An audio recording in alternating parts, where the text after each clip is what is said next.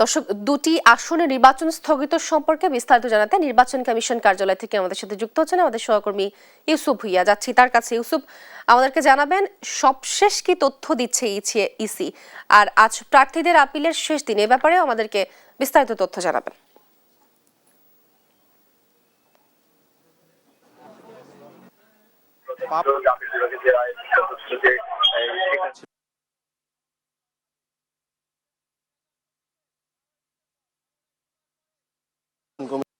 এই নির্বাচন স্থগিত রেখেছে, সেখানে যত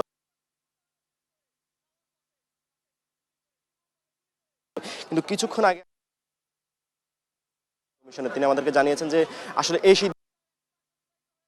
পরবর্তীতে আসলে তারা জানা যাবে কি সিদ্ধান্ত হয়। এখন পর্যন্ত অফিসিয়ালি কোন ধরনের সিদ্ধান্ত আসলে নির্বাচন কমিশন দেয়নি এবং নির্বাচন কমিশনার তিনি দিয়েছেন, তিনি তার ব্যক্তিগতভাবে তথ্যটি দিয়েছেন, যেহেতু আপিল বিভাগে যে তথ্যটি দিয়েছে সেই তথ্যের উপর ভিত্তি করে তিনি দিয়েছেন। এই ছিল আসলে সীমানা নির্ধারণ। এবং সেই সঙ্গে আরেকটি তথ্য জানিয়ে রাখি, যদি আজকে আপিল যারা আপিল আবেদন করছেন তার আজকে শেষ দিন, 5 তারিখ থেকে 9 জানুয়ারি আজকে পর্যন্ত আসলে আপিলের কার্যক্রম চলছে।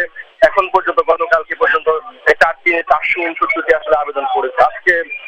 এখন পর্যন্ত আসলে 61টি আবেদন করেছে। সেই সঙ্গে সর্বমোট এখন পর্যন্ত ধরা যায় 530টি আবেদন এখন পর্যন্ত পড়েছে। এবং এই যে আপিল করছেন তারা আসলে এই আপিলে আগামী 10 থেকে 18 জানুয়ারি পর্যন্ত আপিলের নিষ্পত্তি কার্যক্রম চলবে নির্বাচন কমিশন সচিবালয়। এবং সেখানে সেই কার্যক্রমের পর যারা আসলে বৈধ হবেন তাদেরকে আসলে ঘোষণা করা হবে এবং সেই সংক্রান্ত বিষয়গুলো নিয়েও আসলে তথ্য জানিয়েছে নির্বাচন কমিশন। এবং আপনাদেরকে দেখানোর চেষ্টা করি যে যেহেতু নামাজের বিরতি ছিল, তার পরবর্তীতে আজকে শুক্রবার নামাজের বিরতির পরবর্তীতে এখানে আসলে আসতে শুরু করেছেন আবারও সেই আপিল যারা করার জন্য এসেছেন তারা আসছেন।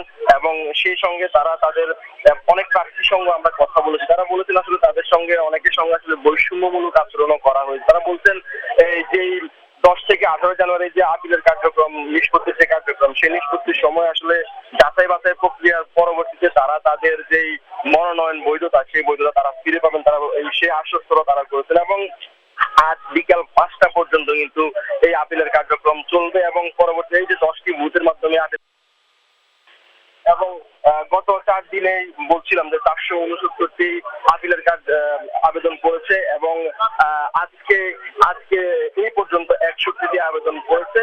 তবে সর্বশেষ বিকাল 5টা পর্যন্ত আমাদেরকে অপেক্ষা করতে হবে আসলে কতজন শেষ পর্যন্ত আবেদন করে। আপনারা জানেন যে 723 জনের আবেদন বৈধতা কিন্তু দেয়নি এবং সেই 723 জনের মধ্যে এখন পর্যন্ত 530 জন আবেদন করেছেন। শেষ পর্যন্ত